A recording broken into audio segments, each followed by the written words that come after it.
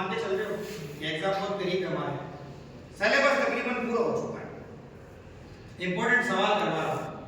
अभी जो सिलेबस के अकॉर्डिंग 10 छोटे सवाल पार्ट ए के, 10 बड़े सवाल पार्ट बी के पूरे लिखा है। तुमको ये भी बताया कि सवाल बनते कैसे हैं, सिलेबस सामने, सिलेबस से हमने सवाल खुद देख देख के पार्ट ए में ये सवाल बन रहे छोटे, पार्ट बी में ये सवाल बन रहे बड़े, उन्हीं छोटों का विस्तृत रूप, अब ये सब चीजें हमको बताया कि इस टाइप के सवाल हैं। अब हमारी सबसे बड़ी बेवकूफी ये कहलाएगी कि ये सवाल मालूम होने के बाद भी, सिलेबस हमारे सामने होने के बाद भी हमने एग्जाम से पहले उस सिलेबस को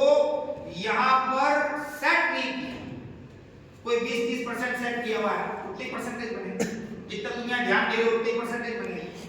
कोई 50-60% तक सेट किया हुआ है, जितना हमने ऑब्जर्व किया अपने माइंड में, यहाँ पर जो भी सवाल बताए गए उतनी परसेंटेज बनेगी। ध्यान भी बाहर जा रहा है तो परसेंटेज भी बाहर जा रहा है, कॉन्सेंट्रेट किया है तो परसेंटेज भी बढ़ रहा है तुम्हारे मार्कशीटों के अंदर। आजकल तो किताबों की वैल्यू नहीं है, लाइब्रेरी के अंदर लोग वही जा रहे हैं जिनको अभी तक इस मोबाइल का यूज नहीं आया। नहीं तो कोई भी सवाल अगर हम चैट जीपीटी में डाल रहे हैं, कोई भी सवाल अगर मेटा में डाल रहे हैं, यूट्यूब में सवाल को सर्च कर रहे हैं कि व्यवसायिक अर्थशास्त्र क्या है, इसके स्कोप क्या है, इसका नेचर क्या है, इसके ऑब्जेक्टिव्स क्या है, एक सवाल में कितने सवाल बनते हैं, demand, supply, utility, monopoly, perfect competition, wages, interest rates की दरें कैसे तय की जा रही है, रिगार्डिंग थ्योरी क्या है और मॉडर्न थ्योरी क्या है, डिफरेंस बिटवीन दोनों का क्या है, परफेक्ट कंपटीशन एंड मोनोपोली का डिफरेंस बिटवीन क्या है, क्या पूर्ण प्रतियोगिता में बातें होती है, क्या एकाधिकार में बातें होती है। कोई भी सवाल ऐसा नहीं है जो आपको ये नहीं बताएगा, पूरी डिटेल के साथ बताएगा। आपको तो 500 वर्ड्स 500 शब्दों में आंसर देगा, 250 वर्ड्स उसमें मैथड हो जाएगा, एंड डिस्प्ले में 1000 वर्ड आपकी डिटेलिंग चलती जाएगी, पीएचडी हो जाती है इससे। लेकिन नकल में इतनी अकल होनी चाहिए कि हम वो चीज ऐसे ऑब्जर्व करें कि सवाल को अच्छे ढंग से इसने समझाया है, अपने हिसाब से एक बार समझ लें कि कहना क्या चाह रहा है, खाली इसको देखना कि नकल नहीं मारनी, समझा क्या वो समझ के लिखना है। लेकिन हमारा टाइम इसको सवालों को समझने में नहीं जा रहा है, हमारा टाइम इसको सिर्फ रीलें, इंस्टा की रीलें, फेसबुक की रीलें, यूट्यूब की फिल्में, इसको देखने में जा रहा है। इसको कितने स्क्रॉल कर दो दिन में, 15 रीलें भी रात में पूछ लो तुमने क्या देखी, तुम्हारी याद नहीं रहेगी हमने क्या क्या देखा। लेकिन पढ़े की नीयत से काम में लिया गया और इस नीयत से लिया गया ये चीज देखकर, इस सवाल को समझकर मैं जो है थोड़ा सा रजिस्टर के अंदर उतार लूंगा। कल यही सवाल एग्जाम में आएगा तो मैं कलम चला पाऊंगा, पेन चला पाऊंगा, मेरी मार्कशीट के अंदर वो ढंग से नंबर आ जाएंगे, मेरे मम्मी पापा को ले जाके मैं अच्छी मार्कशीट दिखा पाऊंगा, अच्छे नंबरों वाली मार्कशीट दिखा पाऊंगा। ये टाइम जो अभी 15-20 दिन बचे हैं, इसमें भी अगर मैं यूं ही चलता रहा एंटरटेनमेंट तो कल मैं लोगों का एंटरटेनमेंट बन जाऊंगा, मेरे रिश्तेदारों का एंटरटेनमेंट बन जाऊंगा। वो मजाक करेंगे, अच्छा तेरे छोरा फेल हो गया, बैग आ गई तेरे,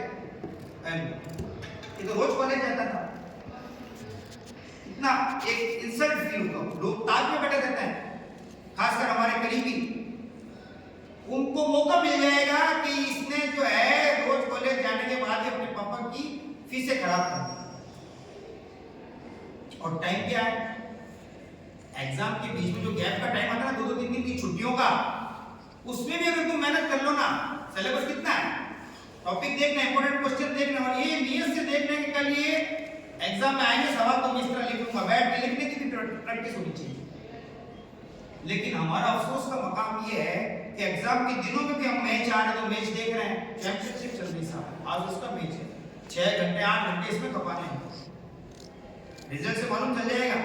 हाईलाइट से भी मालूम चल जाएगा क्या हुआ, लेकिन एक एक गोल देख नहीं रहा हूं। जैसे कि तुम्हारा कोई उसमें से बहुत सट्टे लगाया, इसमें हमारे तक लोग उसमें भी क्रेजी हुए हैं, खासकर नौजवान। एग्जाम के दिनों में भी उनको फिक्र नहीं है कि ये टाइम जो इसमें खराब कर रहे हैं, ये किताबों में दे देना टाइम, ये हमको पढ़े दे देना टाइम, तो ये हमको नंबर अच्छे दिला देंगे, हम अच्छे नंबर ला के अच्छी जगह जाने के हकदार बन जाएंगे। 40, 50, 55, 60 ये क्या है, मिल जाएगी नौकरी। तुम्हारे पहले 70, 80, 90% वाला बैठा होगा वहां पर, लात मारने निकली तुम्हें कि तुम कहाँ जा रहे हैं ये मार्कशीट लेके 50 55 60 वाली, ये देख 90, ये देख 85, तू तो यूं ही गया, इंटरव्यू क्या होगा तेरा? वो देखते ही हौसले मस्त हो जाओगे कि हमने पास तो की लेकिन हमारे दिमाग में अपने कोर्स का 50% लेके बैठे हो, ये हमारी मार्कशीट बता रही है। इस पूरे बीकॉम के कोर्स का हमने अपने 55% ही यहाँ पे लिया, ये मार्क्स बता रही है। आधे ये आधा हमने सीखा ही नहीं अपने कोर्स से, लेकिन ये जो बेटा है इसने 90% सीखा अपने कोर्स से, 90% लाया। इसने बिजनेस इकोनॉमिक्स को पूरा सीखा, अकाउंटिंग को पूरा सीखा, बिजनेस लॉ को पूरा सीखा, मैनेजमेंट को सीखा, इसने इंटरनेशनल ट्रेड एंड फाइनेंस को सीखा, इसने मनी एंड बैंकिंग को सीखा, इसने इंश्योरेंस एंड ई बैंकिंग को सीखा, इसने फाइनेंशियल मैनेजमेंट ऑपरेशन को सीखा, इसने फाइनेंशियल मैनेजमेंट इंटरनेशनल ट्रेड के साथ फाइनेंशियल मार्केटिंग को सीखा, और वो पूरा सीख के अपने टोटल परसेंटेज ने 90 और 80 वो बना लिया। ये होशियार स्टूडेंट है, इसके नौकरी के चांसेस कई गुना मेरे से ज्यादा है, क्योंकि इसने उन टाइम के अंदर रिले स्क्रॉल नहीं की थी, सीख रहा था, पढ़ रहा था,